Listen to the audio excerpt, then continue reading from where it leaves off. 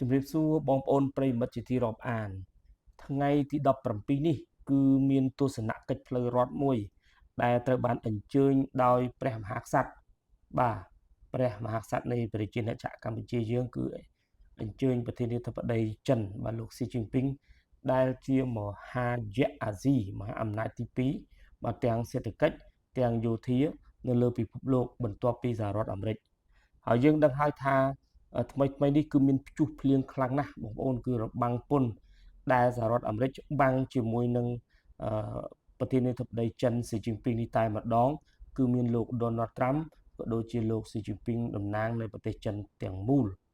ក៏ប៉ុន្តែការគេហៅថាច្បាំងគ្នារវាងរបាំងពុនដែលភាសាអង់គ្លេសហៅថា tariff បាទ tariff នោះគឺត្រូវបានសហរដ្ឋអាមេរិកក៏ដូចជាប្រធានាធិបតីស៊ីជីនពីងនេះបាទគឺថាឆ្លងឆ្លើយគ្នាបន្ថែមពន្ធពីលើគ្នាក៏ប៉ុន្តែសម្រាប់ប្រធានាធិបតីចិនបាទលោកស៊ីជីនពីងនេះតែម្ដងគឺលោកបាទគឺថាហាក់បីដូចជាប្រើសភាពស្ងប់ស្ងាត់បន្តិចបងប្អូនបើគាត់បានបង្វែរស្ថានភាពរបស់មហាយៈចិននេះទៅទស្សនកិច្ចផ្លូវរដ្ឋបាទគេហៅថាទស្សនកិច្ចផ្លូវរដ្ឋប្រចាំប្រទេសអាស៊ីបាទក្នុងនោះគឺមានវៀតណាមបាទកម្ពុជានិងម៉ាឡេស៊ីបងប្អូនបើលោកប្រធានាធិបតីស៊ីជីនពីងបើលោកបានបង្វែរស្ថានភាពនេះគឺមកជួបប្រទេសអាស៊ីដែលជាហៅថាប្រទេសតូចៗដែលគាត់មើលឃើញស្ថានភាពថានៅក្នុងសមុទ្រដែលកំពុងតែមានព្យុះបាទគឺគាត់ចាំបាច់ត្រូវតែបដូរស្ថានភាពដើម្បីឲ្យប្រទេសតូចៗនោះគឺឡើងនៅក្នុងទូករបស់គាត់បាទគេហៅថាទូកយៈអាស៊ីនោះបងប្អូនហើយលោកមកប្រទេសកម្ពុជានេះបងប្អូនគឺបន្ទាប់ពីប្រទេសវៀតណាមបើលោកមកប្រទេសកម្ពុជានេះគឺលោកមានគេហៅថាប្រយោគល្អបាទ4ប្រយោគដែលចែកគេហៅថារំលែកដល់ប្រជាជនកម្ពុជាក៏ដូចជាថ្នាក់ដឹកនាំប្រទេសកម្ពុជាយើងដែរបើយើងនឹងធ្វើការលំអិតជូនបងប្អូនទស្សនកិច្ចលោកប្រធានាធិបតីស៊ីជីនពីងមកប្រទេសកម្ពុជាយើងសូមកលេចមើលតើលោកបានធ្វើអ្វីខ្លះក្នុងពេលទស្សនកិច្ច3ប្រទេសបងប្អូនគឺវៀតណាមម៉ាឡេស៊ីហើយនិងកម្ពុជាយើងបើលោកប្រធានាធិបតីស៊ីជីនពីងកំពុងតែធ្វើព្យុះភ្លៀងទៅលើលោក Donald Trump សហរដ្ឋអាមេរិកហើយដែលមិនធ្លាប់មានទេពីមុនមកបងប្អូនគឺរយៈពេល250ឆ្នាំនៃប្រវត្តិសាស្ត្រសហរដ្ឋអាមេរិកកាលប្រធានាធិបតីស៊ីជីនពីងបានទៅជួបប្រទេសវៀតណាមបាទគាត់បានទៅជួបនឹងថ្នាក់ដឹកនាំកម្ពុជារបស់ប្រទេសវៀតណាមហើយគាត់ក៏បានរំលឹកអំពីគេហៅថាការរង្គោះរង្គើរបស់សហរដ្ឋអាមេរិកគឺការបែកបាក់ផ្ទៃក្នុងហើយគាត់ក៏ធ្លាប់បានរំលឹកទៅប្រទេសវៀតណាមដែលធ្លាប់ធ្វើសង្គ្រាមឈ្នះសហរដ្ឋអាមេរិកមុនអាហ្គានីស្ថានបងប្អូនហើយសូមជម្រាបបងប្អូនថាប្រទេសវៀតណាមនេះគឺនាំទំនិញចិត្ត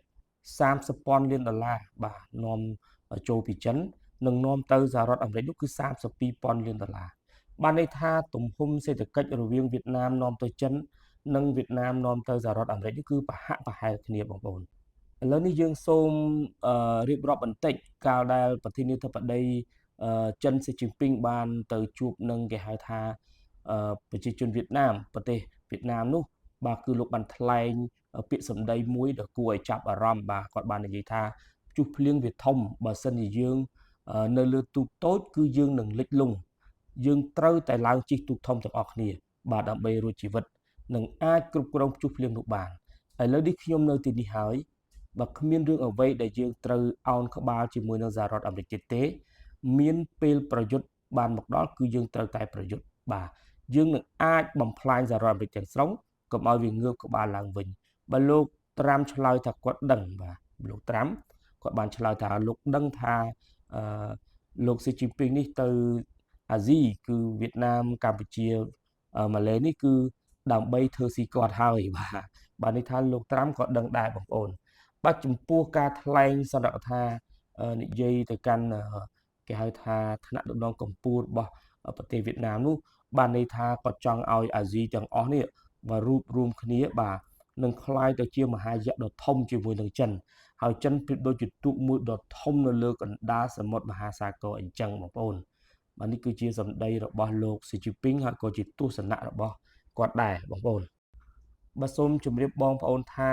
ចំពោះភាគីខាងវៀតណាមគាត់បានគាំទ្រហើយឈរខាងចិនទាំងស្រុងឥតនិរាទេបងប្អូន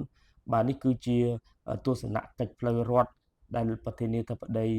ចិនបានទៅវៀតណាមហើយវៀតណាមនោះគឺបានបង្ហាញពីជំហរថានឹងឈរខាងប្រធានាធិបតីចិនបងប្អូនបាទអ្វីដែលលោកស៊ីជីពីងបានធ្វើនេះគឺជោគជ័យនៅប្រទេសវៀតណាមក៏ប៉ុន្តែយើងកុំភ្លេចថាវៀតណាមគឺជាសត្រូវស៊ីសាច់ហុតឈាមរបស់ប្រទេសចិនផងដែរបងប្អូនបើយើងសូមជម្រាបបងប្អូនថាប្រទេសចិនថ្មីនេះបន្ទាប់ពីមានចម្បាំងពាណិជ្ជកម្មពិភពលោកជាមួយនឹងសហរដ្ឋអាមេរិកបាទចិនក៏បានបំបាក់សហរដ្ឋអាមេរិកដែរគឺចិនបានអនុញ្ញាតឲ្យប្រទេសយេម៉ិនបាទបងប្អូនដឹងហើយថាប្រទេសយេម៉ិននេះគឺជាប្រទេសសត្រូវស៊ីសាច់ហុតឈាមរបស់សហរដ្ឋអាមេរិកហើយគឺជាដៃគូរបស់អ៊ីរ៉ង់បាទចិនបានប្រកាសថាប្រទេសយេម៉ិនរាល់ទំនិញទាំងអស់របស់ប្រទេសយេម៉ិនគឺត្រូវចូលប្រទេសចិនដោយមិនចាំបាច់បង់ពន្ធទេបានន័យថាប្រធានាធិបតីចិននេះបានលើកលែងការនាំទំនិញចូលរបស់ប្រទេសយេម៉ិនទាំងអស់ដោយមិនបាច់បង់ពន្ធដោយប្រទេសរុស្ស៊ីដែរពីព្រោះថាចិនកំពុងតែធ្វើពាណិជ្ជកម្មគេហៅថាពិភពលោកនេះគឺ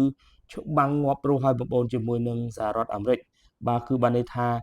ប្រធានាធិបតីចិនលោកបានអនុញ្ញាតមិនយកពន្ធចំពោះប្រទេសរុស្ស៊ីគឺ 0% ហើយនឹងចំពោះប្រទេសយេម៉ិន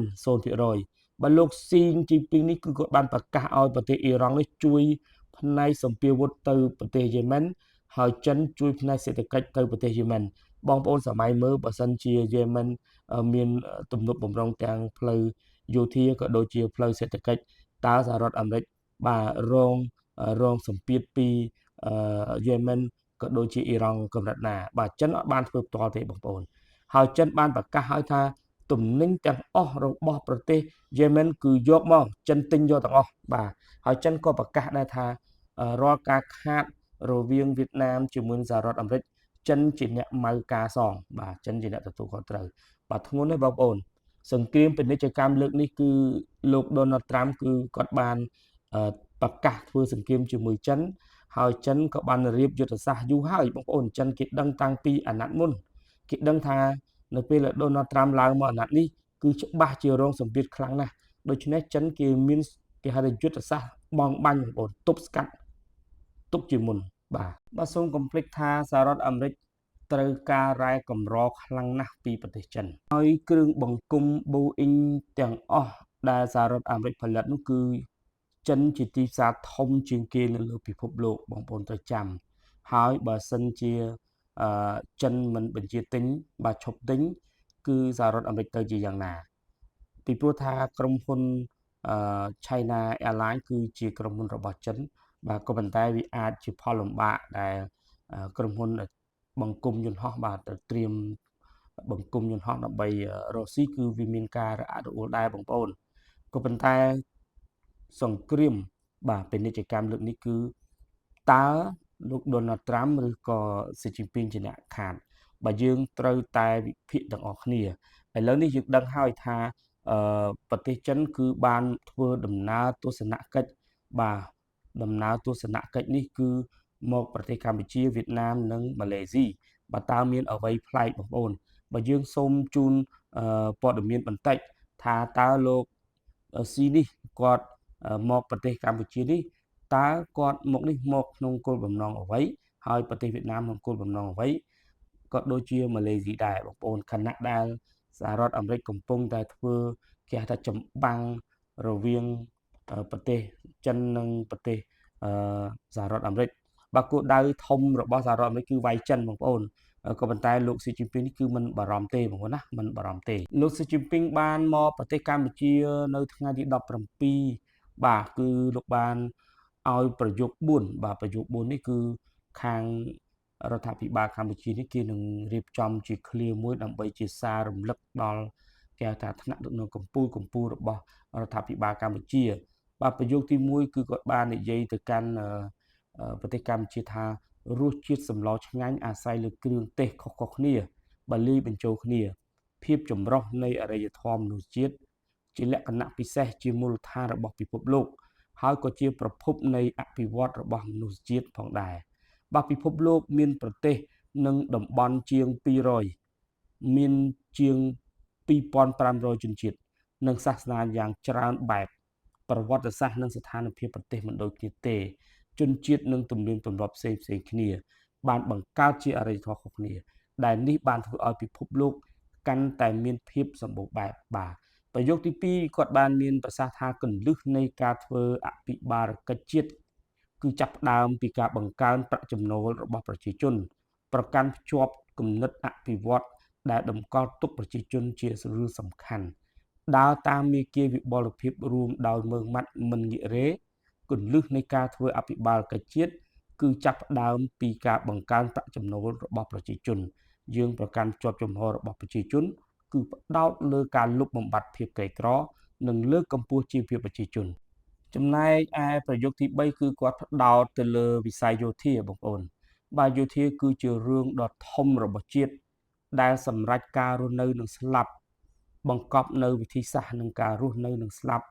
គឺมันអាចមើលរំលងបានទេការបដិញ្ញាចិត្តរបស់ប្រទេសចិនក្នុងការគាំពៀសន្តិភាពនៅលើពិភពលោកគឺនឹងមិនកែប្រែទេអរិយធម៌ចិនតែងតែគោរពការរួមរស់ដោយសុខដុមរមនាជាមួយបណ្ដាប្រទេសនានាមានភាពចុះសម្រុងគ្នាក៏មានភាពខុសគ្នាឲ្យតម្លៃលើភាពចុះសម្រុងគ្នាបាទតម្រាពីជ័យសង្គ្រាមគេហៅថាស៊ុនជឺគឺជាសៀវភៅយោធាដ៏ល្បីល្បាញនៅក្នុងប្រទេសចិនបាទឃ្លាទី1នៃសៀវភៅនេះក៏លើកឡើងដែរអំពីយោធាគឺជារឿងធំរបស់ជាតិដែលសម្រេចការរស់និងស្លាប់បង្កប់នៅវិធីសាស្ត្រនៃការរស់និងស្លាប់គឺมันអាចមើលរំលងបានទេអត្ថន័យនេះសំខាន់ណាស់បងប្អូនបាទគឺវាត្រូវពិចារណាដោយប្រុងប្រយ័ត្នមុននឹងធ្វើសង្គ្រាមបាទនេះគឺជាក្បួនពិជ័យសង្គ្រាមរបស់ស៊ុនជឺដែរបាទលោកស៊ីជីនពីងបានយកមកអនុវត្តហើយសូមជម្រាបបងប្អូនថារាប់ពាន់ឆ្នាំមកហើយសន្តិភាពបានជ្រាបចូលទៅក្នុងសរសៃឈាមរបស់ប្រជាជនចិនបាទប្រយោគទី4បងប្អូនអ្វីដែលប្រជាជនចូលចិត្តត្រូវលើកដំកើងអ្វីដែលប្រជាជនស្អប់ត្រូវទប់ស្កាត់បាទនេះគឺជាប្រយោគល្អមែនទែនបងប្អូនជាសារសម្រាប់ប្រជាជនកម្ពុជាក៏ដូចជាថ្នាក់ដឹកនាំកម្ពុជារបស់ប្រទេសកម្ពុជានឹងអនុវត្តបាទហើយលោកមេភក្ត្រាគាត់បានគេហៅថាចងក្រងប្រយោគបុរាណនេះទុកបងប្អូនដើម្បីឲ្យមន្ត្រីថ្នាក់ធំធ្វើការរំលឹកនៅប្រយោគនេះតែម្ដងបាទបរិស្ថានជីវភាពរបស់ប្រជាជនគឺភ្នំបៃតងគឺជាភាពស្រស់ស្អាតមេឃខៀវបាទក៏ជាសុភមង្គលដែរការអភិវឌ្ឍសេដ្ឋកិច្ចដើម្បីជីវភាពប្រជាជនការការពារបរិស្ថានអេកូឡូស៊ីក៏ដើម្បីជីវភាពប្រជាជនដែរបាទបើគិតត្រឹមពីឆ្នាំ1990មកបើយើងសូមជម្រាបបងប្អូនថាគណៈបកកុម្មុយនីសចិននេះគឺបានលុបចោលនៅច្បាប់រដ្ឋធម្មនុញ្ញដែលប្រធានាធិបតីប្រទេសចិនបាទកាន់ពីអាណត្តិចោលហើយបាទសូមជម្រាបបងប្អូនថាលោកស៊ីជីនពីងនេះគឺលោកបានកាន់អំណាចនៅឆ្នាំ2023បាទអស់អាណត្តិហើយក៏ប៉ុន្តែសភាបកគឺមានការកែប្រែឲ្យលោកស៊ីជីនពីងនេះកាន់ជាប្រធានាធិបតីអស់មួយជីវិតបងប្អូនដោយលុបចោលច្បាប់រដ្ឋធម្មនុញ្ញដែលមានតាំងពីទសវត្សរ៍ឆ្នាំ1990មកម្លេះបាទហេតុអ្វីបងប្អូនដោយសារតែបកកុម្មុយនីសចិនមើលឃើញពីសក្តានុពលរបស់វីរបុរសនេះបាទអគ្គមគ្គុទ្ទេសក៍បុរសនេះគឺល្អមែនតែនបាទមានសក្តានុពលខ្លាំងហើយលោកស៊ីជីនពីងនេះបាទលោកស៊ីជីនពីងនេះមន្ត្រីជាន់ខ្ពស់របស់រដ្ឋាភិបាលចិនបានចាត់ទុកគាត់ថាជាម៉ៅស៊ីនតុងទី2បាទមិនធម្មតាទេបងប្អូនលោកស៊ីជីនពីងនេះបាទត្រូវបានមន្ត្រីសភាបកកុម្មុយនីសមជ្ឈិមបកចាត់ទុកថាលោកគឺជាវីរៈបុរសទី2របស់ម៉ៅស៊ីនតុងបាទចាត់ទុកថាស្មើនឹងម៉ៅស៊ីនតុងបងប្អូនហើយលោកស៊ីជីនពីងនេះគឺជាវីរៈបុរសគឺជាមនុស្សក្រីក្របាទខ្លាយទៅជាប្រធានាធិបតីមួយគឺអស្ចារ្យមែនទែនបងប្អូន